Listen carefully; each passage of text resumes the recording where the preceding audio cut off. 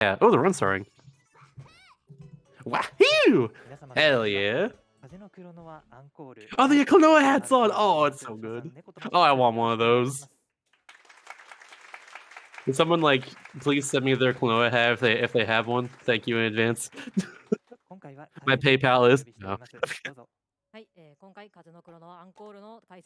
Yeah, this one's really cool. I'm looking forward to this. This is gonna be a really good one. There's a few things too I don't know about this run. I don't think I ran this game not briefly, but like a little bit for like I want to say a few weeks. Or no, it was like a month, maybe like a month, like earlier this year. But like, I absolutely loved it. There's probably some stuff I don't know. There is run that I'm gonna blind react to, but yeah. ということで、猫さん準備はよろしいですか？はい、大丈夫です。はい、わかりました。それでは行きましょう。3、2、1、和風。No! Wahoo! Oh, that's starting on movements. That's interesting. All right, so Klonoa 1. This game's really cool. There's no like movement technique can go faster horizontally other than damage boosting, so you see the runners sometimes do that. And really the main thing that'll happen here, because we're running support mode, is that there's a big jump that's gonna happen there. You might see it for a second. In the bottom right there's a Q pose icon. That's a support jump. As you can see right there, you just used it to go way high up. As a two-player feature, you're not supposed to normally do that if you're playing with just one like by yourself, but yeah, we're not playing by ourselves, or rather we are, but also we're not. Don't worry about it. It's pretty cool though. It allows you to just kind of do a lot of skips like that. For whatever reason, you just get offset on the geometry when you use the support jump as well, so you can kind of just skip certain sections as long as you land like in a part of the level that you're able to land on. Very cool. Like even like minor skips like this right here, just skipping going around this little area, getting around that little like move right there. Like you just do all that with it. It's really cool. And that's the first vision there. These levels in this game are called visions. There are two levels per vision, I guess. I guess worlds called visions rather. But yeah, the whole the whole format is we get two levels into each vision into a boss at the end of the second vision or second level rather. So you see a boss at the end of this level here. Yeah, so to go into actual like gameplay mechanics of Klonoa, because we're about to get to an auto scroller here for like 20 seconds. Essentially, Klonoa has this ring on them called the Wind Ring. You can see like in his hand just kind of flapping around there. What that does, you're able to pick up enemies and then hold them, and when you press A to jump again, you do a double jump with that. So combine that with the movements of the support jump, which makes it go really high up all of a sudden, you know. It's very good, very cool, honestly. Makes for some oh my god, words. Makes for some very fun speed tech. There we go. That's what I was trying to say. I've been starring my whole life. I'm doing my best out here. I'm not sure why he's carrying the Moo here though. Oh, I know why. I know why. It's small times to appear. So you have to like keep this. You have to like hit this gate up here with a Moo. He's gonna carry this for now. Oh, I also go off that window. That's kind of cool. Oh, he just uses to block the projectile from the other Moo. That works too. But yeah, you hit that gate and falls down. Or I guess like that block of stone falls down, and then you use this Moo right here to jump up in a second, and then use the support jump to skip going all the way around the room there, which is normally circular. And here's the first boss here. He's gonna jump over, and then you just hit him on the back, and then he's gonna turn around. So we just support jump the other way while he turns around, and rinse and repeat, and they're done. Simple as that. Sometimes you can get bad luck in this fight, and he won't like do the jump attack across the arena on the very first phase. But that was really good. Perfect fight right there. Exactly what you want to see. This run's gonna start off a little slow the first few levels, but like once you get to like the beginning of 2-2 especially, like that's when things really ramp up. Then World 3 is like not super exciting, but like this run only gets more exciting after that. It really does. It's very cool. But because there's no horizontal like movement tech other than damage boosting, you have to just kind of make sure you go in the right direction like the whole time. So like you can save frames by turning around at the right time usually, or like turn around immediately once you can. You know, like stuff like that. Just like saving on turnaround time a lot, or just like making sure you don't get stuck on objects, or you know, just keep on advancing forward. That's mainly why you're saving time in this run usually. And for some things like that, you're supposed to use a move to jump up there, but you don't need to with a sport jump. Minor time saves, you know, like things like that are pretty cool. Also, shout out to Bandai Namco for putting this in-game timer on this port of the game here, or the remake here, because this in-game timer is actually like perfect. It is like the perfect in-game timer. Only counts movements, like doesn't like count loads at all, like remotely. There's nothing funky about it either. It's just the perfect in-game timer. Simple enough. There's the key right there. Go inside the door, but bam. This level intrudes keys in the first place. We saw it earlier, but now we see another one right there. There's also these eggs that like Klonoa can crack open as well too, which is where a key was a second ago. Also, support jump as a feature in general is actually like really useful. I found myself during runs just kind of dying sometimes. Just like I mess up a jump just very slightly, so on reaction I just like use the support jump to save myself. So you don't have to like go back even further in the level. Oh, he tried to do that without the support jump. Dang, that would've been cool. That's close though. Just saves another minor time save, saves a few seconds. Yeah, go around the corner right here, and that's begin the level. Now check out the beginning of Tier 2. I love the beginning of this level so much. It's one of my favorite parts of the run, because it's just so fast. So we're gonna immediately get an enemy here, and then like support jump up, and then just like just do like another one immediately. Like here we go, bam, bam, there we go, and then go across the water here, and then support jump is recharging. 1, 2, 3, and support jump, and bam. Now you're right over here. Enemy up there, bam. That saves like a minute or something. It saves a lot of time just that movement there. It's so fast too. It's great. Wahoo! Get some wahoos in the chat. It's so good. Klonoa's so cute. What a good lad. Wahoo! Oh, nice damage boost there. I can do that one. There's so many little strats like that. Are so cool in this run. It's all about the tiny things, you know. It's all about the tiny optimizations. That's the thing of like optimizing platformers in general. It's always about the little things like that. Just like the thing to save like minor amounts of time, but if you do them a lot throughout the run, you save a lot. So like damage boosting forward saves you like fractions of a second, but like it's very good to do that. Oh, skip right here. Forgot about this one. Yeah, it gets support up there, and then for every reason it just desyncs you from normally going around that little spiral there. It's like a small skip, but like it saves a few seconds. That's one I did know about, but I never did my own runs personally. Looks really cool though. You can also like fast forward a section by holding forward, but it's not a huge deal. Thanks for the wahoos, y'all. Wahoo!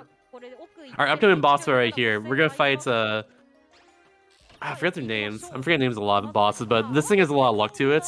You don't want the bubbles. The bubbles are bad luck, but usually get one per phase anyways. And you want to stay kind of off-center right here.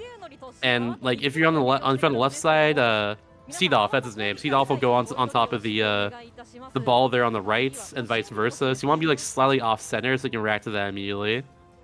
And then immediately got hit there. Nice, very good. Okay, so you also grab Seedoff off the back of the fish there. Just a little early too, but it's very tight. It's really hard to do, but if you do it, it saves like a good amount of time. You have to like delay grabbing with the wooden ring there like last second. Oh, he got it, but he didn't get the hits, unfortunately. So I guess he's just kind of sitting there. Never seen that one before. Yeah, because of that, I just have to do one more of these, and then one more hit should do it. Hopefully get good luck right here, no bubbles. That'd be very nice. I believe. Nah, bubbles. I had a feeling bubbles would happen right there. I just had an inkling, you know. Ooh, that's cool. Wait, bubbles right here? What? Oh, this is atrocious luck. Oh no. How unfortunate. So I didn't know you can like block the bubbles with Seedoff though. That's actually kind of funny.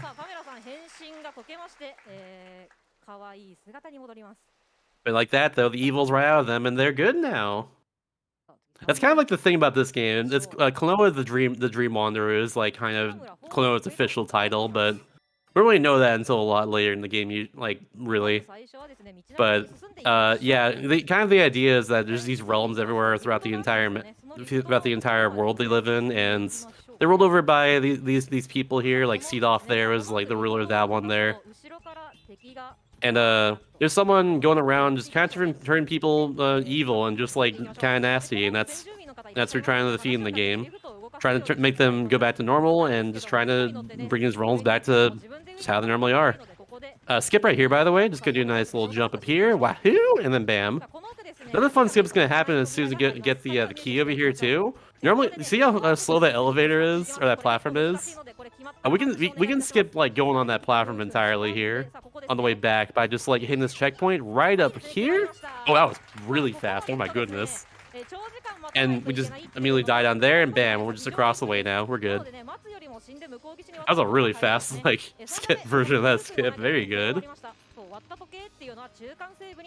Oh yeah, also going into that as well too. A fun mechanic of Klonoa is that Klonoa moves side to side like into a platforming sort of sense, but they can also interact with things in the foreground and the background too, as long as it lines up with them. It's kind of a cool mechanic of Klonoa, just present throughout the entire series. It's really cool. Okay, we're gonna grab this little bee right here to hit this box. If you want, you can also grab these enemies here too, as you can see like that, but it takes a few seconds for them to actually be grabbable after they spawn in, so grabbing the bee earlier on, that should save us a few seconds by doing that. Now, is Spin's gonna do... Oh, what's Spin's gonna do here? Oh, never mind. I'm thinking of the room ahead. Okay, I'm thinking of the room ahead. I forgot about this room entirely. So I think in this room, what I personally did in my own runs was I grabbed an enemy and took it through the auto scroller after this room is done. I'm not sure if he's going to do that for marathon safety, but there is another strat you can do that involves not doing that and then like just skipping this section afterwards, which is like inconsistent. We'll see what happens though. I said Spin. Spin is the runner for Starbox Assault. Neko is their name. Dang it. I'm getting ahead of myself. I'm looking forward to completing Starbox Assault as well, like in like an hour or so. But yeah. Oh yeah, my question is answered right here. Taking the move from this room and just going on and just going through the auto scroller, which thankfully the auto scroller is actually really easy to get through with this move here. Any enemy will destroy it, but they're very easy to see coming, as you can see right here. And if you just don't move here from the center of the platform, there's one section where there's like a bunch of these like spiky fellas here, just going around in a circle. If you just get hit by them, you get iframes to get like, through like both of the spiky circle enemies, like right here. You can just get iframe right through both of them, no problem, and the move will not get destroyed. Just like this. See? No problem. We're good. It's really the last thing. That's really the last thing you have to worry about here, though. I love the cartoony sound effects as you're going through this part. Just the whoop, like when the ramp's going up there. This game's great.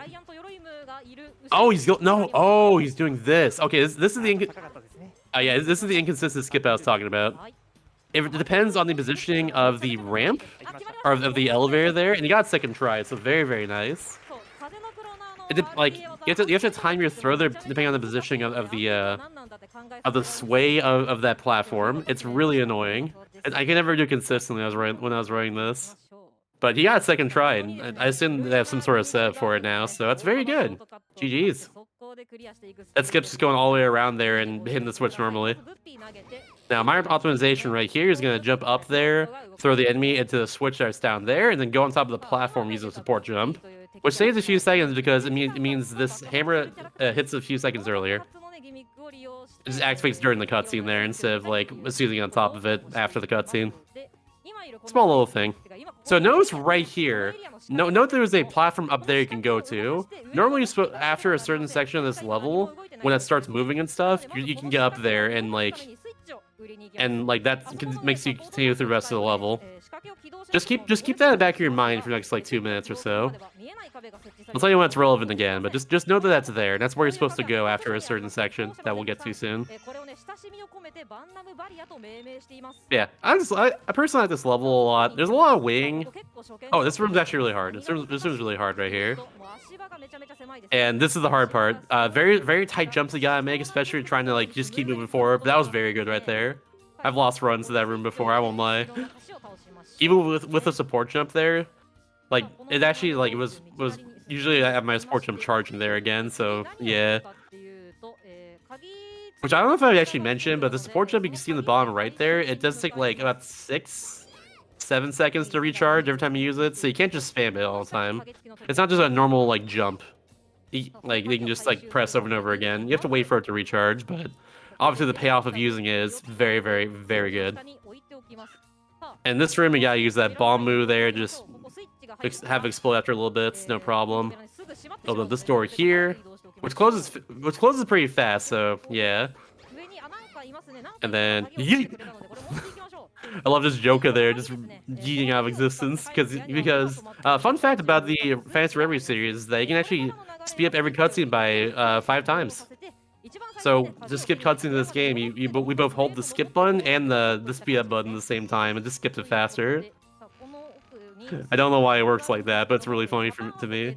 But yeah, so this room right here, we're gonna do a little secret code, left, right, middle, and then everything in the level started to move now all of a sudden. So back relevant once again is the room I mentioned earlier, where you're supposed to go on top of that platform. We're gonna now, instead of backtracking all the way there, just kind of use this enemy here to jump up, and then support jump, and then float across, and then bam, there we go. We skipped like a few rooms by doing that, especially a lot of backtracking too. So bam, fast. And now we're in the second to last room of this level. And now we're in the last room of this level. And up here is the boss fight too, with Gilgboom, that's their name. I remember that one in particular because I have a meme about it. But yeah. Support jumps are very, very good in this fight because they can only be heard in the very top of them, so we're gonna support jump up and then immediately just do our double jump with the Moo in our hand there, and just get them every time like that. See? There we go. For a few of these hits, they're only vulnerable after a little bit here, so we can't just like support jump over. We can't just hit them right now. They're only once the camera moves back onto them like that, then we can actually hit them. Otherwise, the moves just completely disappear. Same with right here. As soon as they're completely red there, no longer flashing, you hit them. And then on hard lamp right here, sometimes your move just kind of gets destroyed by. Oh, you just threw it. Okay. That also works too, I guess. You can refresh the mood, no problem. That was kind of funny, actually. Went right towards the camera. But yeah, there we go. There's the fights. And now things are starting to get a lot faster in general.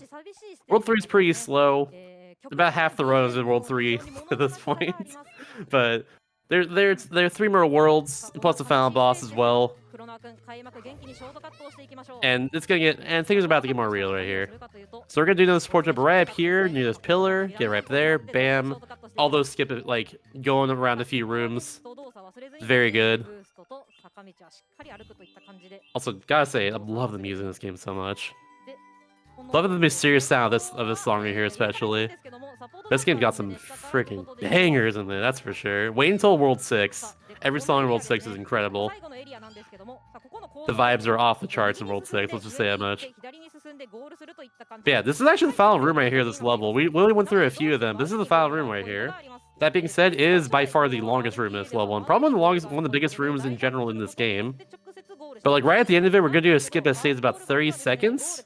That's pretty complicated, but it works out well. So whenever you double jump with a Moo, another Moo will spawn in like the location they originally like spawned into. As soon as they hit the ground, so as soon as they're destroyed, they'll spawn in again right here. So we're gonna take this Moo here, gonna support jump over here, and then use it to get another Moo that's gonna spawn up here, and use that to kind of get to a layer part of the level here. Use the support jump as well too. So we're just gonna do this, and then support jump is coming back right now, and bam, first try, perfect. That skip's so cool. It's so cool. It's one of the things that like I saw early on to run this game, and into like seeing people run this game that like made me really want to just try out this run. It's so cool. It's only like a 30-second skip too. You can go like around and back again, and like it doesn't save much time, but it's so cool. That's a really awesome skip. I'm a big fan of that one. They can hold forward on these slopes here to go a little faster as well. A little harder to do sometimes because there's also moves sliding down with you as well. Did I ever mention that enemies are called moves? They're all called moves. Just, you know, M-O-O, like the sound the cow makes. It's pretty great. Yeah, we're gonna take this move right here, keep it for a little bit, then just kind of jump over, and yeah, keep it through all this. Yeah, there you go, no problem. Just saves a few seconds in this next room because the enemy that normally spawns right over here on the left there takes a bit to spawn in, so just saves some time. And flowing on the wind there, love it. It's all about the tiny spike strats, you know. It's all about those sometimes. This area is based on the fountain room this level. There's like a smaller room after this room's done, but yeah, it's not too bad. Just a few nice little D-boosts. I'm not sure which strat they're going for here. Oh, there's Sport Jump right there. Oh, that's good. Okay, that's actually really good. That's pretty fast. So if you support jump while on top of that wind there, it'll actually offset your X position entirely. So you kind of just go into the background. It's really unfortunate. You can just fall like right past and just die for no reason. It's unfortunate. But yeah, plot stuff happens right here. I'm not gonna say exactly what, but it's very sad. And here's the boss. Blame, I think is her name. So each of those little marks there are actually 2 hit points, but we're gonna hit them at the right spot there, so they get hit twice essentially, like that. See, and halfway down the fight now, whatever color they turn means that's whatever like attack they go do next. So right now we have the blue attack, which is like the pillars there. First time we got the yellow attack, which has like the enemy roaming around, and we got blue once again. And that's the end of the fight. Losing a cycle there is about 8 seconds of time loss, so you don't want that to happen. Want to make sure you don't get hit by like any of the attacks that he spawns in randomly. That was perfect. Very good job. Let's go, Neko. Let's go. Let's go. And now here's like the next 4 levels, right? The final 4 levels, but there's my favorite levels I think in the entire run. So the whole gimmick of this level here is that there are 4 orbs you have to bring back to this main room, and we're gonna collect them. Looks like it's going to the left first. You can do them in any order. The red and blue orbs are on the left, and the yellow and green orbs are on the right. So I think ideally they're going for the blue orb first, I want to say, because there's a skip we're gonna do with blue associated with that. There's also one associated with the red orb too. But not sure if they're gonna go for that one. Good call doing the support jump right there, because they've definitely fallen into the lava, unfortunately. If you fall in this game into like a pit or like lava or something. Oh, they get that? Oh, I didn't get that. Okay, so they're trying. So you're gonna see that skip later. But for now, you can see the skip right here. Okay, yeah. So what happened right there? The enemy on the right just came over, and you got the enemy on the left there. Just double jump, get him in the air, double jump, and then support jump up, and it takes you all the way to the end of where the blue passage is normally. The blue path is like, yeah, it takes you where that's where the end of the blue path is. Like it just takes you right up there. So we just went back 1 room to get the blue orb, and then back over there and right out, and we got the blue orb. Now what you went for before, when he was going over to the left there to set up for that trick, was that you can actually throw a move through the wall there and hit a checkpoint on the other side. It's really cool. But it's also extremely precise. I personally stopped going for it myself, my own runs, because I can never do it consistently. I tried for a while, and I just always lose runs there. But he's gonna go for it again right here, because like it's fast. But he's gonna wait for the platform first. That's consistent. Probably a good idea. I did not get it, unfortunately. He did hit the checkpoint at the beginning of the room at least, so that's good. I haven't mentioned it yet, but the timers you see everywhere, like the timer in the bubble you see everywhere, is that's the checkpoint icon. In this game, there's no automatic checkpoints. You just have to hit it manually, whatever you want to. I not get it there again. You know you got it because it'd be a little like a little ding ding ding sound, like a ding. It'd be like that when he finally gets it. That being said, unfortunately, if you miss skip once as well too, it does lose time now to just not go around the room. But I admire the dedication. You got this.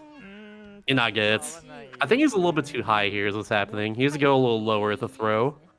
I remember when I tried to go for this, you had to kind of aim for the like bottom left corner there where it's rounded on the pipe. That's usually what I do personally. I know expert on this one because I haven't done a skip in a while, but that's what usually worked for me. It's tricky. It's really hard. Yeah, a little bit off there. Looks like, yeah, he's just gonna go for it normally now. That's fine. It skips going around the entire room. It's very tricky. But that being said, though, that was like the only like mistake they've really done the entire run, and like they lost a minute in the end. And like that's honestly that's by all means okay. They're doing very well with this run so far. He's just waiting there to get this fortune back real fast. But there you go. It hit that checkpoint right there if he got the through the wall. It just hit that checkpoint and then you just die and respawn on the other side where the red orb is. It's a really hard skip. It's one of the hardest ones of the entire run.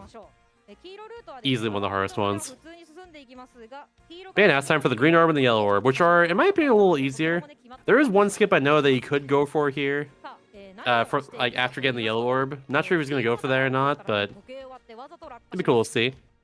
On the way over though, we're gonna get an enemy and then hit the switch. As you see over there in the background, the blue switch there. That just sets up for later for the green orb. Opens the door there permanently. Now we're going the yellow path there. So you see the yellow orb in the background. Note where this platform is. I'm not sure if they're going for the skip, but it involves like the distance between those platforms. Get right up here and then spawn in, bam, and then checkpoint. Oh, he's going for it. Oh, let's go. All right, here we go. I tried to skip myself at one point and got it down consistently, but the checkpoint respawn matters a lot right here. Let's just say that much. Oh, no, first try, nice. So the way that one works is you need to get damage boosted over by the enemy that spawns in there, and then support jump, and then at just the right timing, like the perfect timing, you have to float. You have to do your little hover, which takes you like down and up again, and that gives you just enough like height there to get on top of the platform across the way. It's really hard, so like first try on that one's really nice. GG's. But that being said, now they're about to get 2 orbs, which is not supposed to be a thing. So check out what happens with like the texture of the green orb. Or actually, the yellow orb goes in the background there. That's what it was.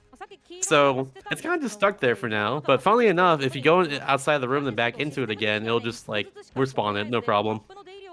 So we're just gonna go out here, back in again, and bam, now we have it. We're good.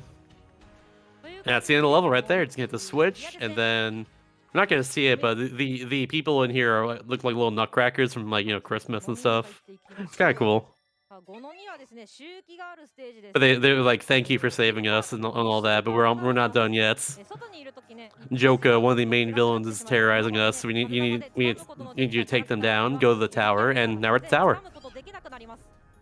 The whole gimmick of this level is really cool. It involves a sort of day-night cycle in like this outside area. I think it's about 15 seconds for each like cycle in general. Something like that. It's really cool. But during the night cycle, the enemies turn invincible, and you can't really throw them at all. So a lot of the routing behind this section is just like, making sure you can get to where you need to be without the night cycle coming. Just really clean movement overall, really. Also, you can just support them up there and skip that elevator, which I didn't know for a while, but that's a clean like 7-8 second time save right there. Now I found this trap, by the way. I'm proud of this one. So you go across here, support jump, and bam, you barely make it, and makes you skip that little like auto scroller there. I found that strat. I'm proud of that one. But yeah, support jump up there, and then on this next room, I think we can go for a nice little like platform desync. It's really cool. And this ain't melee either. We're not talking about those platform desync. Shout out to Ice Climbers. But the platform's about to go right here, and then you get jump, and then while the platform's going, you can just kind of do that, and bam, there you go. Very nice right there. That's not super tight, but like you just need to know the right timing for that more than anything else. But yeah, there we go. And now that's the second part of the level done. And fun little fact about easy mode is that for whatever reason your win ring goes a bit further when you use it, so you just kind of do this if you have a support jump. Bam. So that's the checkpoint for the end of the level right there. So now we just hit that. Now we're just gonna go over here and die. and then respawn back over there. There's normally just a invisible wall there you can't go past, so you can't really like sequence break this part, but that's how you do it. You can only do that in easy mode too, because in normal mode your wing doesn't go as far. But you need all the distance you can get for that one. And now here's one of the hardest fights and also simultaneously one of the coolest fights in the game, at least in my opinion. I think like visually this fight's like really cool, but like conceptually it's really hard for a speedrun. But here's Joka. He's gonna roam around in the middle here with these fists just kind of like hitting all the moves away from you, or away from him. They make like a little iron sound and like a little bonk if you hit them. Yeah, very disorienting fight of it. Just like, especially I imagine in the original game, considering like mostly sprite work.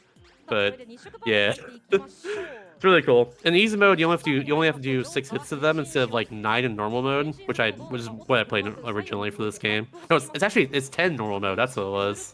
But yeah, only 6 hits right here. So yeah. So now we're gonna change all these panels on the ground to just back to normal, back to yellow here. That's what we're gonna do. We gotta do it fast enough here and hope for good luck on the attacks from Joka, because we lose time we lose time at some points if you start using the middle of an attack like after you hit all the tiles. But thankfully right there worked out just fine. He was about to do another attack in a second too, so it worked out perfectly. Nice free hit right there, just doing a little jump up while he jumped up.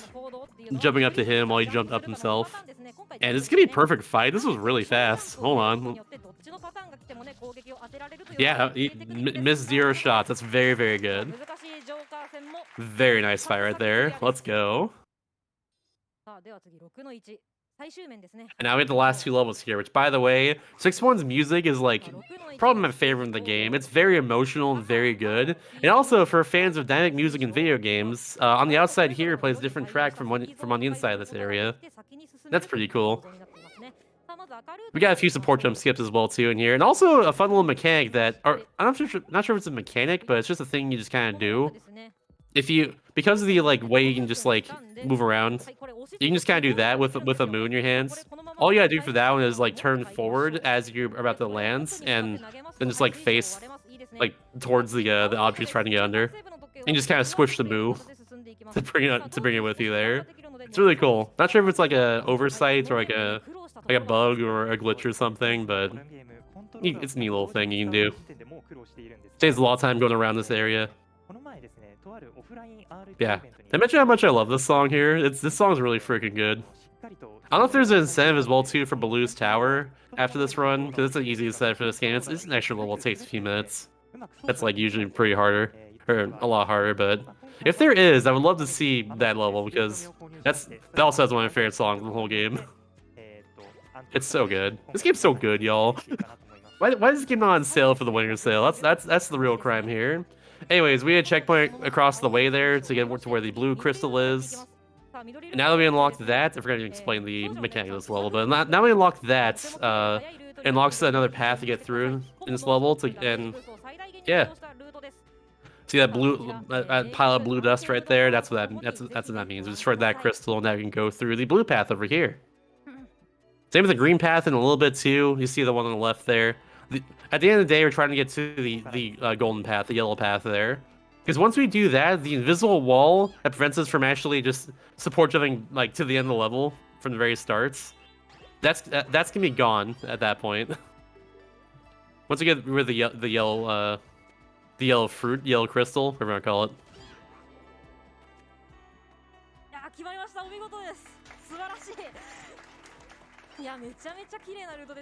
Now here's the green crystal up here. There's a little minor skip you can go for in a second too. I think he's gonna go for it.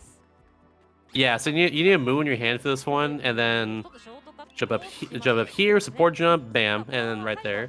It doesn't save a whole lot of time, maybe like a few seconds of IGT, but it's just going around that room just a little bit. Yeah, this game goes by IGT. It's very, I mentioned it earlier, but it's very accurate for this game. It's very nice. God, this level's so pretty.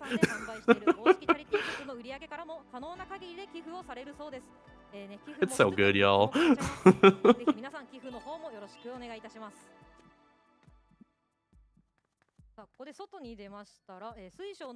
It's outside especially. So good. Now, if someone ever finds a way to kind of just clip past the wall at the very beginning of the level, you actually get to this yellow crystal early. I don't know if that'll ever be possible, but like the beginning of the level is actually on the right on the right side there, from the door there, as you can see. So if someone ever finds a way to get past that part there, like early, that would save us like a few minutes in the run. That'd be a really big skip. I don't know if that's even possible to do, but you never know, I guess. Just throwing a little idea. But yeah, now they destroy that yellow crystal, we can go right up here. The invisible wall is gone. We're gonna skip another room they're supposed to normally go through, and just kind of go up here to the end of the level. I don't know if y'all have ever eaten a sentry egg before, but this egg in the background here reminds me of just a sentry egg. Or ever seen one before, at least. I forget what actually. I forgot the importance of that is in the plot, but that's what it reminds me of, at least. It's very good. Are they actually good? What do they taste like? I'm kind of afraid to eat one. I won't lie. Hey, here's 6-2. It's got some very, like, you know, time-sensitive, like, exciting music to it. We're not going to hear a whole lot of it because there's a giant skip in this level after the first section here. But it's very cool. It is very, very cool, honestly.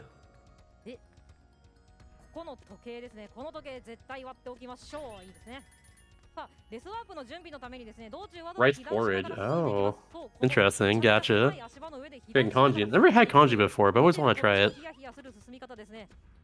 That's like, I know it's like usually just a breakfast, not something super special, but you never know. Oh, is he going for the deboost strats? Oh, he's going for the. Okay, so there's a strat you can go for here that does save time, where you have to take 15 hits along the way here to actually death abuse back to the start. So he's doing that. He's taking 15 hits on all his enemies along the way here, just so he can do a little death abuse strat. It does save time, but like, it's kind of funny. It just takes a lot of setup to get to do it in the first place. Even just doing like damage boosts off of enemies that like you kind of just get hit back by sometimes like that. Still roll faster because as soon as you get through this little puzzle here in this next room, that's like the first like third of the level done. There's 2 more parts like this, but we're not gonna see that in this run. And there we go. And deboost, and die, and bam, right back here in this checkpoint. And we're not done yet though, because this part right here is a giant skip. This skips the last 2/3 of the level here. Yeah, he's gonna get that one there from the move spawning it, and then oh, he missed it. That's fine. He went a little too far past there, so he actually clipped past the platform we want to go on. Ah, he's gotta do it again. That's fine. And wait for support jump. Probably right. Oh, I think I forgot about the support jump. Hold on. I'm just gonna wait. Okay, that's fine too. And right up here, bam, there we go. That skips 2/3 of the level. It gets right to the very end, and now we're facing Gadius, the main villain of the game. Really, he's the main villain right here. This fight's really cool too, because there's the the first part is pretty luck based, but it's also really cool to execute well. See these moves here are popping down randomly. You have to grab them and throw them at him in the background there. And we have to kind of just react to the pattern for this. But you got 4 hits there, and that's what you need. During the next phase, if he does it correctly, you can get 5 hits from the move that go all the way around the room. And if he does it correctly, the boss is dead right there. It's completely skipped the 3rd phase of the fights. It's even just a buttload of time, really. It's really cool. And support up here. Yeah, there we go. If all done correctly, you should be able to get... Yeah, there we go. Bam. Easy. Perfect. Oh my goodness. Perfect fight. That's really hard to do. It may look easy. That's really hard to do. Let's go. Thank you for the tier 1, by the way, Cash Baller. Appreciate that. Or at least SpeedGaming appreciates that. I'm just a guest on their channel. But yeah, that's time for the final vision, aka the final boss. This fella right here is huge. So the whole mechanic here is that all 5 guardians in the game that you save throughout the entire course of the game, they're just gonna they just have these cannons here, and you just need to hit them to make them activate. Really. That being said, though, you can only activate 1 at a time, and until this fire attack happens, you can only like use 1 move at a time. So now we're gonna take these other moves here and hit them, and one more right here in a second. Oh no, he's focusing on avoid this attack. Yeah. This tongue has a giant hitbox here. It's very easy to accidentally get hit by it and lose like 20 seconds because the attack animation is very, very long. Also, funny enough, the tongue like makes a nice like womp like SpongeBob sound. It's really funny. But yeah, the move's gonna spawn on the other side from where they currently are, so that's why he's staying right here. See, there's a one can moving over there. Yeah. So there's the move over here. Just it spawns right next to it, and bam. And then that's first phase done. But kaboom! Kaboom! Bloosh! There it is. And now, Klonoa's gets stuck inside of them. And you fight the monster within, you know? That's what happens here. This fight's really cool.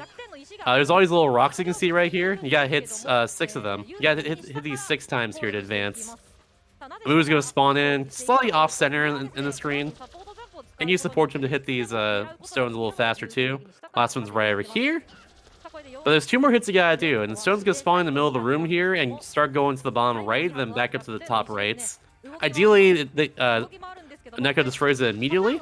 So there's one right there, and then the second one right up here. Yeah, very nice. Perfect second phase. Very good. And now Klonoa gets spit out right here, and the third phase is gonna happen. Thank you, Cash Baller. Appreciate that. Appreciate the compliments. But here we go. So you see all the cans are now spinning right below the platform here. And now we're seeing kind of just double jump over them to hit them in the first place. So, bam, there we go. Also, have the rainbow beams. I love the rainbow beams. That's like the main attack he does right here. But he also destroys the platforms after a little bit, which is... Oh, that was kind of swag. Okay, okay. The death point is pretty high up here, so that was actually really cool. Yeah, he just threw like the move to the side there, and then support jumped right back up there. Because why not, you know? It definitely saves time over just waiting for our friends to go over the gap. Definitely saves time over doing that, but it just looks really cool too. Like look at this, bam, and there you go. And time's gonna be right here. I'm not gonna call it out, but bam, that's time. Kaboom! One last one. And GG's, that's the final boss. That's Klonoa in general. Y'all should get this game, it's really freaking good. I'm a big fan of platformers in general, one of my favorite genres, both to speedrun and also just to play. And this is one of my favorite platformers now. This game came out in July this year, like the remake here. And it just absolutely blew me away. The story, the presentation of it, the music especially, oh my gosh. Just like, the ending here too is really good because it's very sad. I'm not sure if they're going to play the whole ending. I personally wouldn't for a marathon run, but it's very sad and very emotional and very good. Yeah, this get past it, that makes sense. But yeah, y'all should get this game. Unfortunately, it's not on sale for the Steam Winter Sale, and I don't like that fact. I wish it was. The other unfortunate thing too is that, funnily enough, for the Steam Winter Sale, Klonoa 2 has some snowboarding levels in it, and that's a part of the Phantasy Reverie series. So, unfortunate that the snowboarding game is not on sale either, but, you know, here's what it is. But yeah, very nice runs there from Neko. He's currently 3rd place in this game. Very, very talented runner in general. Getting a 32-18 with pretty much one huge major mistake, honestly, in the marathon. Very, very good, honestly. Like, the only major mistake was just missing that one, like, checkpoints to get the red orb in 5-1. And, like, that's, like, fine, really, you know? Also, I just looked it up right now. Neko's actually record holder for the original game, too. The original Klonoa. So, that's really cool. Oh, they've run also Klonoa 2 as well on the original disc. Very cool, very cool. So yeah, they're a big fan of this game in general. You also drop them a follow, Neko_22 on Twitch. If you enjoyed the run. And, you know, if you haven't done it already, drop SpeedGaming a follow too for doing the English restream in the first place for RTA In Japan. That's really cool. They didn't have to do that, but I'm really grateful they did. They've done it for the last few years, and that's really cool of them to do. I still love the Klonoa hats. I wish I want one of those. It's so cool. Oh, he's got the ears too. I haven't seen that. Oh, it's so cool. Oh my god. Okay.